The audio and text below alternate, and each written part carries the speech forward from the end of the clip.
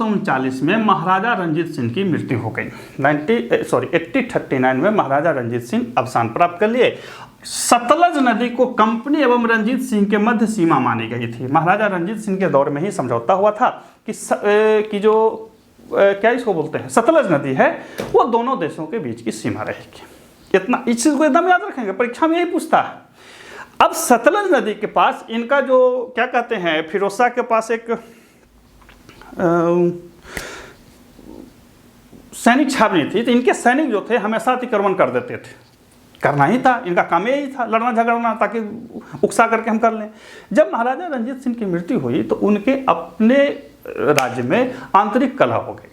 कुछ उनके सौतेले भाई थे, कुछ उनके विरोधी थे, तो ये आपस में झगड़ने लगे। जब झगड़ने लगे तो अंग्रेजों ने इसे उचित अवसर जाना, और उचित अवसर जान करके इनके जो सैनिक होते थे वो सामने चले जाते थे लड़ने झगड़ने के लिए। अब भाई झगड़ा कैसे होगा, हमको आपसे झगड़ा करना है तो कैसे होगा, हम शांति से बैठा रहेंगे तो झगड़ा थोड़ी होगा।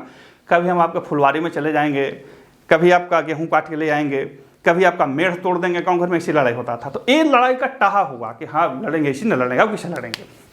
इधर रंजीत सिंह के ही समय से पंजाबी ये तो समझते थे कि अंग्रेज हमको छोड़ेंगे नहीं, बात समझ रहे हैं, लेकिन एक समानता थी दोनों में। पंजाबी सेना की यानी कि सिखों की सेना का भी जो गठन हुआ था वो आधुनिक यूरोपीय पद्धति पर ही हुआ था, और उनके पास भी अच्छे खासे अत्याधुनिक हथियार वगैरह थे, और उनकी सोच जो थी वो रंजीत सिंह से प्रभावित थी। यानी कि रंजीत सिंह आधुनिक तरह से सोचते थे, तो चूंकि वो बहुत ताकतवर थे इसलिए अंग्रेज उन पर नहीं गए। अब सोचने वाला हट गया, और सेना जो थी वो ऐसे बंदरों के हाथ में थी जो आपस में ही लड़ रहे थे।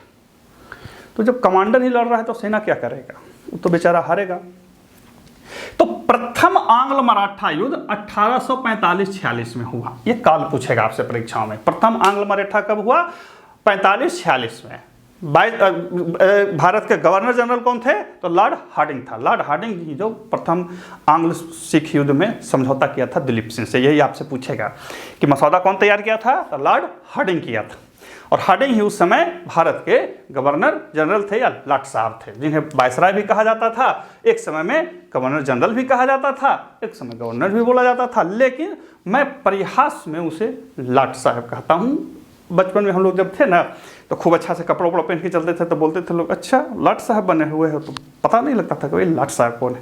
बाद में किसी बुजुर्ग ने बताया कि अंग्रेज को जो सबसे बड़े भारत के मालिक होते थे, जिन्हें वायसराय या गवर्नर जनरल बोला जाता था, उन्हीं को लाट साहब बोला जाता था, वही लाट साहब था।